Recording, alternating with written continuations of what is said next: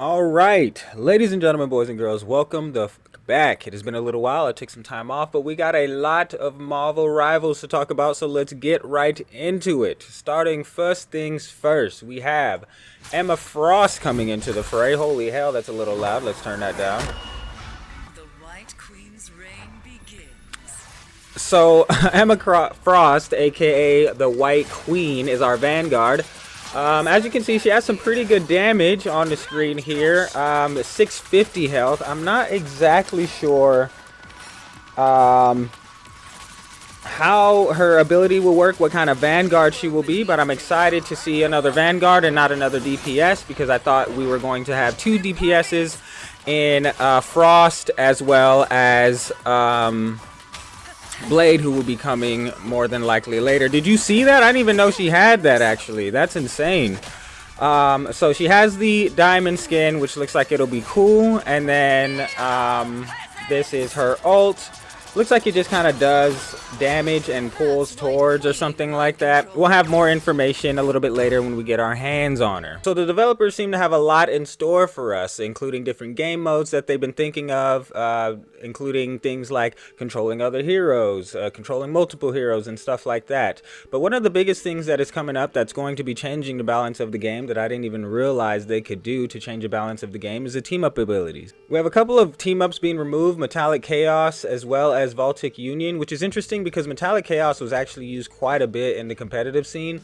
So we'll see what happens to what's his name's swords. We also have Dimensional Shortcut taking out Psylocke, Ammo Overload taking out Winter Soldier, which I think was needed, and then Gamma Charge taking on Namor as Chilling Charisma gets rid of him, which is very interesting change because I think that'll change up the utility of his little sea monster things. Right now they're used, damn ads. Right now they're used a little bit, I think, for like diving and stuff like that, and I think they'll be used a little bit more for an anti-dive as they have a little bit more health and I think a little bit less shooting power, but we'll see about that. When it comes to the team-ups as well, we also have Emma Frost as a new anchor. She will be giving Psylocke and Magneto new team-ups. I think that's maybe why they took them off of the other team-ups, not sure. But as you can see here, it looks like Doctor Strange will be giving Scarlet Witch more attack. I'm not exactly sure what that does. She already had a pretty decent amount of attack before, but we'll see how that works out. And then we have the Crash, and it doesn't look like it's doing damage, but maybe that's just because of the area that they were in. It doesn't show the damage or something of that nature, but it didn't look like it was doing damage. So we'll kind of see how that goes. Another big thing that's going to be coming to Marvel Rivals is the fact that they're going to be changing the seasons. So we're going to have a new character each month, and then every season will be basically a month long. So that means we're going to be having up to 12 new characters this year, probably. Maybe they'll slow it down later. We'll kind of see how that pans out, because they can always slow it down before we get to 12. You know, maybe they'll give us 6 quick characters so that they can come out quickly, and then once we get to a decent roster size, they'll probably slow it down or something of that nature. We do have some smaller changes as well. They're basically adding some weekly rewards to the reward system, which makes sense. It was, I guess, harder for some people to get some of the rewards at times if they're not logging in every day and stuff like that. But the biggest thing I think is going to be rank adjustments. They're doing some huge rank adjustments, and obviously rank resets are coming when Season 2 launches. One of the big adjustments that they will be doing, so one of the biggest things they're doing is kind of changing the maps. They're taking 2 maps away, which is interesting. I don't know if there were issues with those maps, but they were, let's look at them again. So they were Isengard Royal Palace and Tokyo 2099. They're both being taken away from ranked. You'll still be able to play them in non-ranked games, but they're taking them out of the competition, competitive rotation for some reason. I don't know if I felt like those maps in particular, I think were really good on the push. But maybe they'll tell us later what the reason for that was. They're also changing the pig band, so pig band will be available from gold as opposed to, I think it was diamond, because that's when I started to get the pig band. So I would say diamond is when it would start before. Now it'll be starting at gold, which I think is a good change, because it'll allow people to kind of get used to that a little bit sooner in the rotations, as opposed to getting all the way till diamond and you're struck with like, oh god, there's a ban on my character type thing. Also, one small note is if you ended on at least diamond, you'll be starting off on silver, which is nice. You don't have to grind through those, bronze ranks and stuff like that. So I guess it's their answer to not having a placement system. And then as you see, or as you've seen, we'll go ahead and pause there because I do want to talk about that a little bit more. These were the rankings. Now, as you see on the bottom here, it does exclude players with less than 5 matches in competitive mode for objective data presentation, which makes sense. That might have been why bronze was so high, because people hop on, lose a few matches, and then never play again, and they're all in bronze type thing. What's interesting to me is Grandmaster. It does look like there may have been a little bit of rank inflation there. Celestial's probably where it should be, with Diamond at an interesting spot just above Platinum as well. I think the reason for this is because a lot of people just wanted to get to Diamond and were okay with that and just stopped there, right? They didn't care if they got to like Grandmaster or Celestial, so it kind of got to the point where it was a little bit inflated in Diamond. But I don't think it's inflated because a lot of people were playing there. I think it was inflated because a lot of people got there and they just didn't want to continue to get to like Grandmaster or Celestial, because for what? You get the skin at Diamond. Now, there are some other adjustments coming in Season 2, but we're actually going to talk about those in the patch notes right now. Alright, so we have the patch notes. They're calling it a balance post, though. They're not calling it a patch, which is interesting. I don't know if this isn't considered a patch, but let's go ahead and go through it and talk about it. Starting with our Vanguards, we have Captain America. Steve undergoing some adjustments, so decrease to overall resilience, which is interesting. I would have thought he's getting some buffs, but apparently not. Maybe his team up is just that good. We'll see. But his shield... No, yeah, his shield and his health are going down. He is a little bit hard to kill if like you really know how to stay alive with him, but that was really his only thing he had going for him. So I would think they would change it. Next we have, or wouldn't change it. Next we have Doctor Strange. The Sorcerer Supreme will see a reduction in his offensive capabilities, limiting his battlefield control. I might get dragged for this, but I think it was warranted. Doctor Strange had like the highest output of damage on any of the other tanks, from any of the other tanks, in my opinion. I don't even know if that's just an opinion. I feel like he was always the one killing me. Especially when he, releases the dark whatever all over your face. That is extremely strong. So decreasing Daggers of Danak damage per projectile from 18 to 16. Reduce Maelstrom of Madness conversion ratio of dark magic to damage from 1.3 to 1.2. And I think that was the one that was really getting everybody. Again, I guess they agree, because he was definitely doing a lot of damage, especially when it came to like combining that with his melee attack. So I feel like this will put him in a different place though, because this was kind of what he had going, kind of the same thing as Captain America. This was what he had going. I don't think he does have a pretty good defense too, if I'm being honest, right, with his shield. So we'll see where that goes. Our Hulk guy, the Green Goliath, will boast enhanced maneuverability and improve survivability upon entering combat. That sounds awesome, because he was already decent. Increased base movement speed from 600 to 650. That'll be decent, but you jump everywhere anyway, so it won't mean that much. Reduce cooldown time for Indestructible Guard from 12 seconds to 10 seconds. That's awesome. Honestly, I felt like I just needed 1 or 2 more seconds back, and it would be a perfect move. So I feel like this is exactly where he needs to be. Decrease minimum charge for Incredible Leap. This is what I'm saying. Like, he will definitely be able to leap more, which is awesome. And this won't mean much, because this will mean a lot more, because you're kind of running around with him. When you're walking around, it's usually because there aren't many enemies around, so it really won't matter if you're moving a bit faster. On to Magneto. The Master of Magnetism will experience a slight decrease in the frequency of his ultimate ability. Increase energy cost for Meteor M, so the ultimate ability, from 3,100 to 3,400. So just slightly higher. I don't think that'll be that noticeable. You might get 1 less fear Magneto, which honestly I think will be warranted, because he's like completely countering every he was completely countering all of the like best strategists or whatever, and it's just completely destroying them. So I think that might be a little bit warranted. Penny Parker receiving a buff, and I honestly think this is one of those buffs where they're like, hey, she's actually pretty good, like use her. because I don't think Penny Parker was that bad. Again, you guys might drag me for this, but she stops so many ults. She stops so many Vanguard ults, like 3 or 4 different Vanguards. She completely stops their ults. She completely stops 3 or 4 different DPS ults. She completely stops 4 or 5 different, well, really 3 or 4 different support ults. Like and yeah, it takes them down to 50%, but stopping an ult I think is huge in this game. I think it's bigger than most people think and give her credit for, and they don't really use her in the right way. However, she did get a chance to crit, so she can do headshots now, which is great, because I used to be like, why the fuck don't I get headshots? Pardon my French.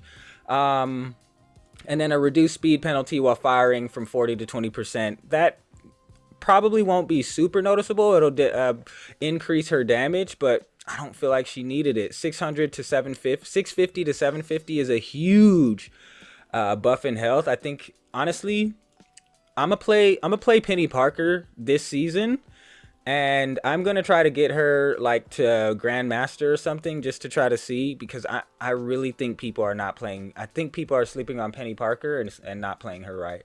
On to the Thing, the ever-loving blue-eyed Thing. We'll see a reduction in his damage reduction effect, which really sucks. Thing is good. Like, I think Thing is in a really good place, and he didn't really need any changes. Decreased embattled leap damage reduction effect for himself and teammates from 30 to 25%. That's fine. 5% less reduction. I mean, he did have a really good reduction, it felt like, because he was keeping people alive through even ults and stuff like that. So, I guess we can take that. And then on to Thor. The Mighty Thor will receive an increase in survivability. Increased base health from 525 to 600. That'll be good. Increased base movement speed from 600 to 650. And that'll be decent as well. I think the biggest thing is going to be the health. Because there are just times where I'm like, if I had just a little bit more health with Thor. So I think that that little bit more, that 75% or 75%, that 75 more health will help him kind of stay alive in those times. But then again, he does have really good damage output, so maybe that'll put him kind of near the top there. Now on to our duelist. Of course, Black Widow. Nobody really uses her. A couple of people started using her for the skin, and because they kind of showed how to use her during the NA competition or whatever. But she's still probably the least utilized duelist, I would think. So Natasha is receiving optimizations to her shooting experience. Added a new effect where Black Widow can directly shoot after releasing the second kick of Edge Dancer and after using an Electroplasma explosion. That's actually really good, the Edge Dancer thing, because when I played her a little bit, I found that like when people got in your face, there really wasn't much you can do. Like you can hit them and stuff and kind of stun them, but then you have to aim, and it takes a little while to shoot. And if they're good enough, they can get away. Now she can just kind of boom, boom, bow, and hit them with the shoot right afterwards, which would be good for her up close things, I think. I mean, we'll see where she goes, right? Hawkeye, we're improving Clint's mobility while drawing his bow, enhancing his combat capabilities and increasing the threat of his ultimate ability. Didn't he already get a buff like this? Right? Like, I don't know what it is with Hawkeye and people not using him, but I thought he already got a buff like this. Reduce the slowdown effect in charging while charging the bow, from 30 to 20%. Increases both instances of damage for hypersonic arrow from 50 to 55. Decrease energy cost for Hunter's Sight. Ultimate ability from 3,700 to 31, and improve the bow draw speed. Increase from 135 to 1.5. So basically, he just shoots faster in every single instance you can think of, which is great. I mean, good for him. Right, he still has to do a full draw to get full power, so that's still going to take a little while, and it still takes longer, I think, than most other DPs to get that type of damage, and maybe that's why people don't play him, but maybe this will help out. Hela, the Goddess of Death, will see a reduction in mobility, which honestly she needed. She would go in, cap 2 or 3 people, and they'd just be gone.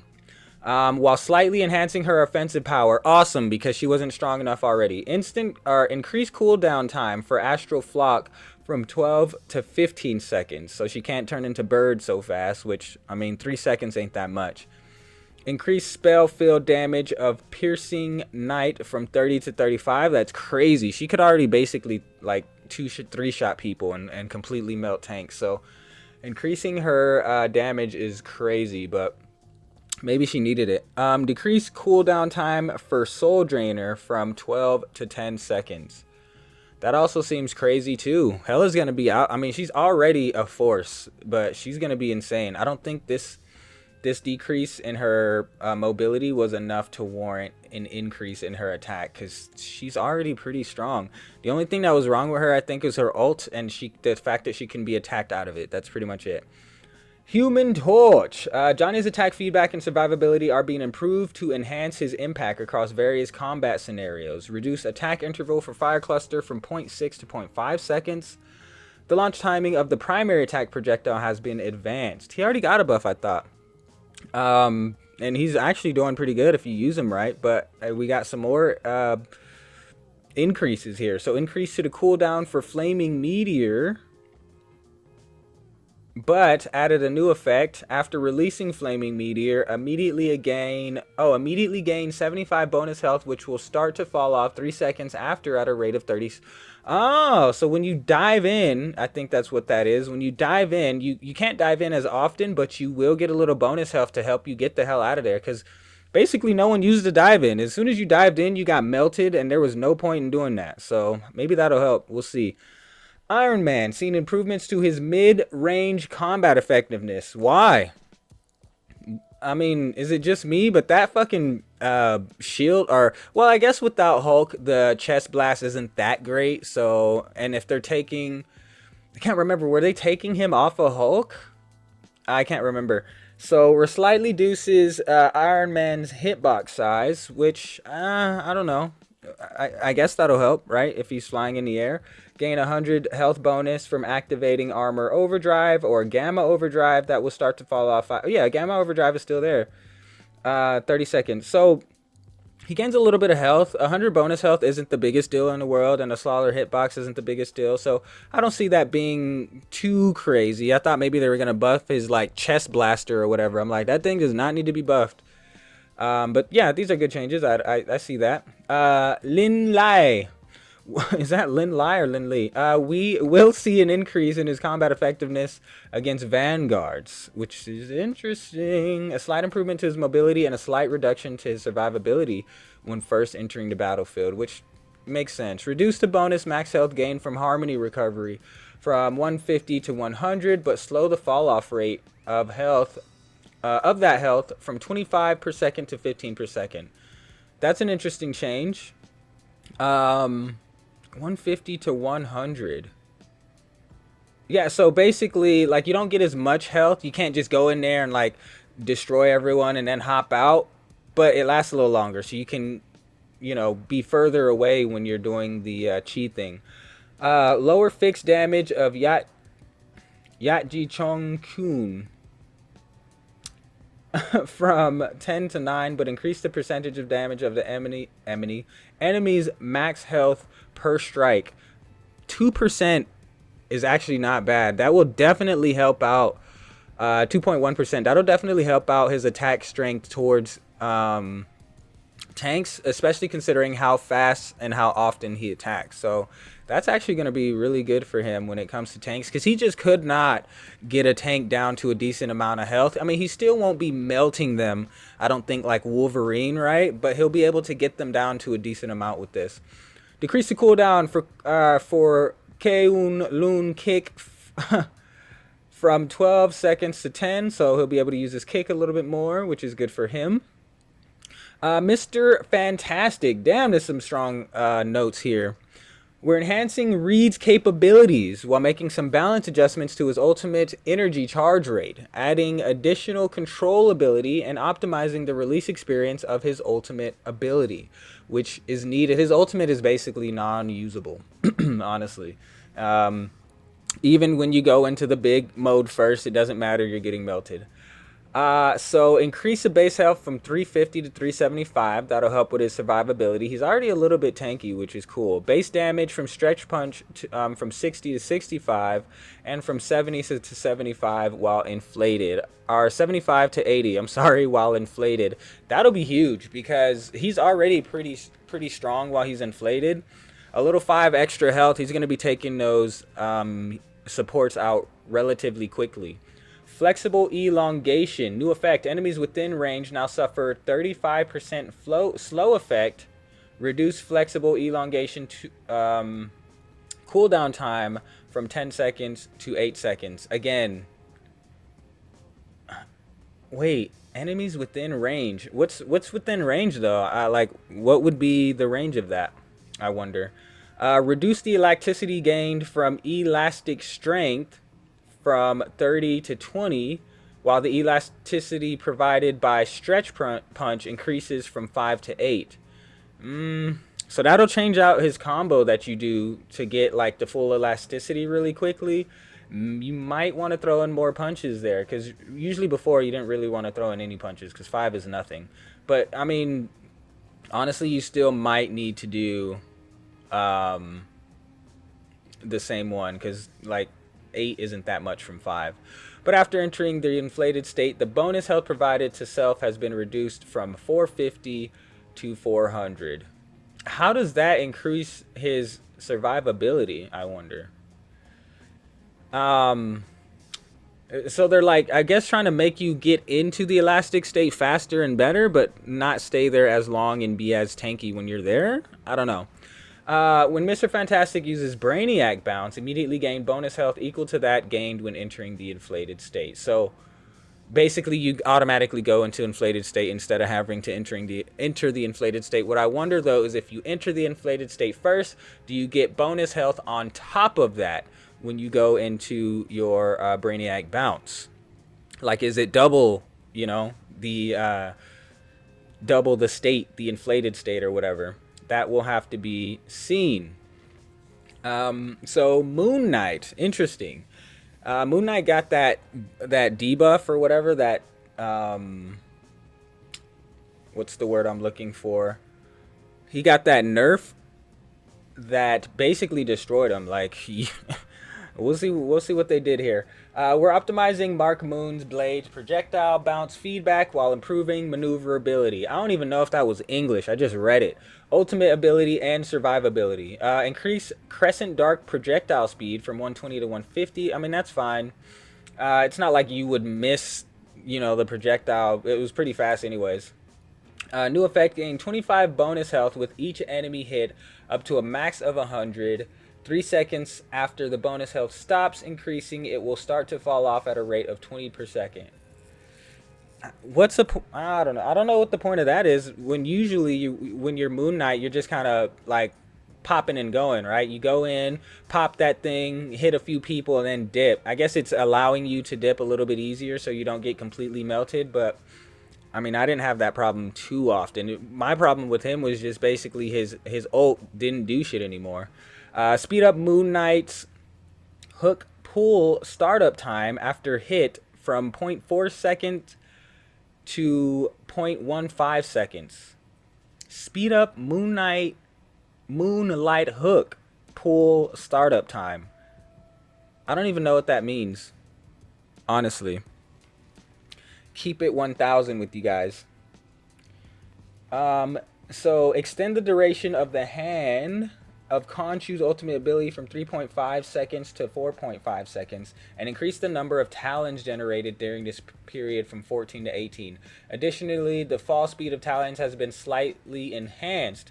A new damage fall-off mechanic for the spell field has been added. Holy hell, beginning at 1.5 meters from the center and reaching a maximum reduction of 70% at 5 meters.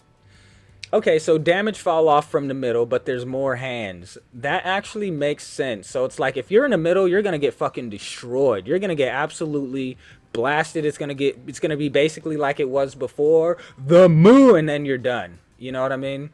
But if you're near the outsides of it, you can kind of live a little bit. You might have half health or whatever, but you can kind of live it. So that actually makes more sense than what it is now, which is like if you get hit and you're in the middle, you can still kind of get out. You're fine. It doesn't matter. Or the before one where it was like if you got hit in it at all, you were nuked. You're dead type stuff. So I'm glad that this changed. Scarlet Witch. We're reducing Wanda's survivability, but increasing her threat level against strategists and duelists while optimizing her ultimate ability release experience. That sounds crazy. I don't even know what they've done yet, but those sound like everything she needed. So let's see. Remove chaos control percentage damage while increasing fixed damage from 60 to 80 per second. Oh, so there was a percentage damage. Okay, so now it's just straight up 80 damage per second, which is honestly, it was already huge before. I don't know how this will change because I didn't know there was a percentage, so we'll have to see about that. Increase Chthonian burst projectile damage from 35 to 40. Honestly, that thing was already high as shit. Like if she hit you with that and her thing, you were melted pretty much. And this is gonna completely melt duelists and strategists. They were not lying when they said increase her threat level against them. You hit people with 2 of those, like 80 damage. 2 of those is 80 damage plus a little bit from her little projectile. You're dead. Like if she hits you with those, you're pretty much dead. Increase the damage of Mystic Projection from 8 seconds to 10 seconds and reduce the phase time from 2 seconds to 1.5 seconds. That's great. Now she can't just pop in and pop out all she wants because she was seemingly doing that whenever. And then it doesn't last as long either. So you can just kind of follow her and mess her up if she doesn't plan it correctly. Rework the slow effect of Reality Eraser to start at 1.5 seconds instead of starting immediately, with a linear increase to 35% slow over 3.5 seconds. What? So basically she can just move around a little bit faster when she's doing her ult. I don't know if that's gonna, I mean, maybe that helps because she can kind of come into places a little bit easier. Before, you know, she had to really plan to come into a place during her ult. Now she can kind of pop the ult and come into a place a little bit easier. So that should help. But we'll see how much, you know, that's really something that they have to keep, I think, a sharp eye on, because if they boost it too much, then she's just teleporting basically into places and destroying everyone there. And obviously you don't want that without the help of like a Strange or something like that. So Star-Lord, we're reducing Peter's damage. Why do you call him Peter? Output and the efficacy of his ultimate of his ultimate ability charge rate. Honestly, he needed it. He got his ultimate way too much, and his blasters were destroying people. He was I think probably the top DPS, like in my opinion. Reduce blaster barrage damage from 80 per second to 75. Good. Introduce a new damage fall off mechanic starting at 4 meters and maxing out at 80% reduction at 8 meters. So he'll pretty much always have an 80% reduction from how people play him now, which is fine. Honestly, like, I felt like he needed it. Come for me in the comments if you want to. I feel like he did. Winter Soldier, we're lowering We're lowering Bucky's threat level against vanguards and reducing the margin for error in his ultimate ability. Honestly, why? I mean, the amount of times you hear again, I'll see what they say, but the amount of times you hear again, and not only that, but Bucky was not only a threat to vanguards, he was a threat to everyone. His shotgun did an insane amount of damage to anyone. So let's see. Increases the cooldown time for Bionic Hook from 8 seconds to 12 seconds. That'll help out a lot so he's not hooking you so much. And like bringing you into his backlines. Reduce base damage of Kraken Impact from 100 to 80, but lower the culling threshold from 20 to 15. Okay. So I guess when they said reducing the margin for error, they meant for the opposite team, because this is a nerf, like I think through and through. But lowering the culling threshold from 20% of maximum health to 15. Yeah, unless I'm reading that incorrectly. So Wolverine, we're tuning Logan's rage acquisition rate and slightly lowering his control intensity over enemy. Dude, he's a menace.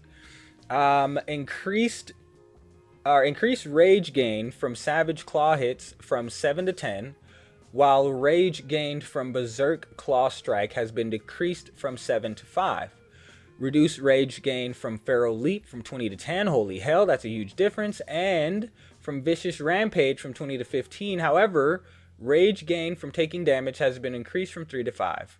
Okay, I feel like this is just like balanced. It's just basically they want him to play a certain way, and right now he's a little bit overtuned, and they just kind of tuned him down a little bit. But Feral Leap needed a big tune, and it did. It honestly did. So, reduce the time an enemy is knocked down after impact from Last Stand from 1 second to 0.75. That's basically nothing. That means nothing. So, cool. Our strategist. This is going to be big for me because I only usually play tank and strategist. So we'll see what we got here. Adam Warlock. We're slightly reducing the frequency of Adam's abilities and adjusting the healing provided by his ultimate ability after reviving teammates. Yeah, because he could basically just revive teammates and then heal everyone instantly with the snap of a finger. So there was no reason for you to respawn with half health. It didn't matter because he was going to heal you pretty much all the way instantly. And if not, he was going to soul bond you. So it didn't matter. Increase the cooldown from Soul Bond, from 30 seconds to 40 seconds.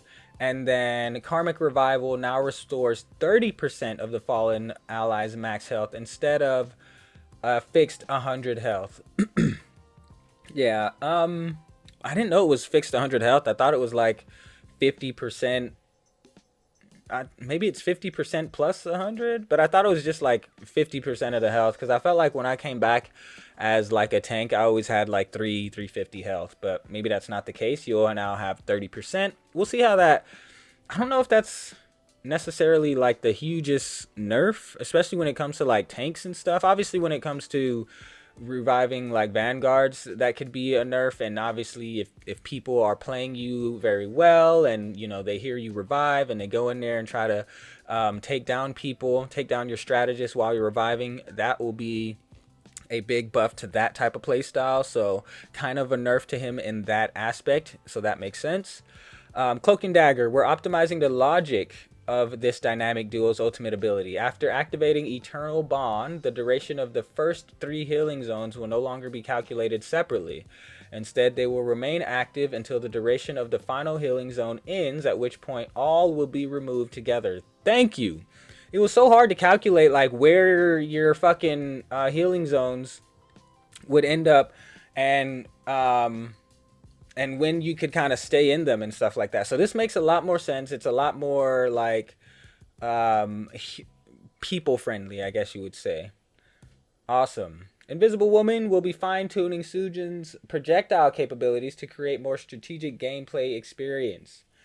Decrease the shield value of Guardian Shield from 300 to 250. Excuse me? Oh, protective. I thought that shit said projectile. Okay, fine-tuning Susan's protective abilities. Honestly, 300 to 250 doesn't mean anything that much, really. I use the shield to like run in and out of it and gain health. I think that's the most optimal way to like use the shield, and then, you know, but hey, it is what it is. Maybe she just didn't need that much tuning and they just wanted to do something to her. Loki. To balance Loki's influence in a match, we're making a small adjustment to the frequency of one of his key abilities. Increase regeneration domain cooldown from 25 seconds to 30 seconds. It was warranted. It's basically a get out of jail free card for certain. It counters completely certain ults. So yeah, it was warranted. Let's be honest. Mantis. To emphasize strategy over speed, we're modifying Mantis's health and buff mechanics. Reduced to base health from 275 to 250. Strategy over speed. What does that mean? Effects of Healing Flower and Allied Inspiration can be stacked up to a maximum of 16 seconds. This strategy over speed must be some meta, like super meta talk that I don't really understand, because I don't understand what they mean by strategy over speed. and then they go and reduce her health and then stack her healing properties. Interesting. If someone can explain that to me, I would love it. So Rocket Raccoon, Rocket's healing abilities will see some adjustments to the enhanced team survivability while balancing his mobility. So decrease the healing area of repair mode spheres from 70 health to 50 health. If you hear my dogs, I'm sorry. They do that. That's what dogs do. But add a new effect of one-time healing of 55 health to allies hit. Projectile speed reduction increase from 4.5 milliseconds to 7 meters per second. Not milliseconds. So let me read that again. Decrease the healing area of repair mode spheres from 70 health to 50 health per second. So basically he's doing less healing. Added a new effect of one-time healing of 55 health for allies hit. Projection speed increase. I wonder if it's each time you're hit. Like, can you be hit by it and then go and be hit by it again? Because they usually don't disappear after you're hit by it. So can you get like 55 health? I wonder how that'll work. Extend cooldown for jetpack dash from 6 seconds to 10 seconds. Reduce dash distance I don't know why I can't talk, from 10 meters to 8 meters. So basically he just can't get the hell away. Honestly, his mobility was insane. If you knew how to use Rocket Raccoon, you could not hit his ass for nothing. I'm surprised it didn't change anything on Jeff, honestly. So reduced Sia ultimate ability damage boost from 40% to 25%. What? Oh, reduced. Wait, okay, yeah, reduced. I thought I said increased. I was like, that doesn't even make sense. So reduced, damn, that's actually a huge reduction. That's insane how much it's been reduced. Okay, so a 15% reduction in that. But add a new effect. During the ability's duration, linked allies will receive an additional 100 bonus health per second, capping at 150. What? After breaking the link, this bonus starts to fall off after 1 second at a rate of 75 per second. Holy hell. Additionally, increase the energy cost from 37. Damn. I don't know. We're going to have to see about this. Because really, what it comes down to is this.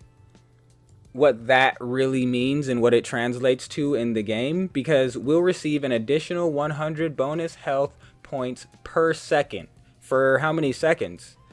And is that the entire duration of his ultimate ability? And let's see, capping at 150. And then after you break the link, this bonus starts to fall off. So does this mean he's constantly healing you when you're within that, but you don't get that much of a damage, increase? That's kind of what it reads like. If that's the case, that sounds pretty good, actually. And 100 bonus health per second is really good. So we'll see about that. Team up abilities. This should be fun. So we kind of went through this already, I think, but we'll see if there's any new information here that they didn't go over in the development notes or whatever, or the dev stream. So Arcane Order, Doctor Strange and Scarlet Witch. So this is the one we've seen. This mystical duo is set to enhance their powers. That's interesting. As a team up anchor, Doctor Strange gains a maximum health increase of 100. That's trash. I hate when they give Vanguards the simple thing of like, oh, you get extra health. I don't want fucking extra health. Give me something else. DPS and support always get cool shit with the team ups, and Vanguards, all we get is extra health.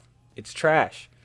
Scarlet Witch unlocks a new magical Mystic Burst ability through her team up with Doctor Strange. So it sounds like she does get more attack. They still don't tell you if it is more attack and if it's how much, but that's what it sounds like. Stars aligned. Captain America, Winter Soldier, a classic partnership now with added strength. As the team up anchor, So they're both team up anchors. Captain America gains a maximum health increase. Oh no, never mind. A maximum health increase of 100 and a 5% boost to damage output. Why can't we get that up here? Because they just reduce his damage, I guess. Winter Soldier unlocks a devastating stellar impact ability through his team up with Captain America. Again, we don't know the damage or if it even does damage because it doesn't say. Mental Projection. Emma Frost and Psylocke and Magneto, a powerful trio that connects minds and abilities. As a team-up anchor, Emma Frost gains maximum health increase. Woo! And Magneto receives a magnetic resonance ability through his team-up with Emma Frost. At least he gets something cool. It's always Magneto that gets the cool shit. Anyway, Psylocke receives the Soul Resurgence ability through her team-up with Emma Frost. So they both get clones, basically. We've seen that already. Adjusted or removed. Oh, they did more than I thought. Okay. So Rocket Raccoon and Winter Soldier. So they took out Winter Soldier. We knew that. Chilling Charisma, Luna Snow, Namor. They took out Namor. We know that. Psylocke can no longer do the psionic disc. They took out Psylocke. We know that. Doctor Strange loses the Gamma Maelstrom. So they took out Doctor Strange. And Namor gains it. We know that. So, team up, Scarlet Witch and Magneto. Didn't they just... Oh, it's been removed. Well, yeah, we knew that. And then Magneto loses the metallic fusion ability. So, oh, well, these were all the ones that we knew, I guess. The team up anchor effect for Thor has been removed, along with the Voltaic Union team up ability. Captain America uses the charge of Aegis or whatever. I mean, none of these were ever used. And then Storm uses the charge scale ability. Storm's was probably the only one that was ever used. So, I don't think that means much. But there you have it. We have the patch notes. And that is not the end. We actually do have the Battle Pass. So we are going to take a look at the Battle Pass, and I will leave you all with that. If you liked, leave a like, subscribe, do all the things. Why not? This has been Gaming. We'll see you in the next one. Other than that, stay safe, be blessed, and I'm out.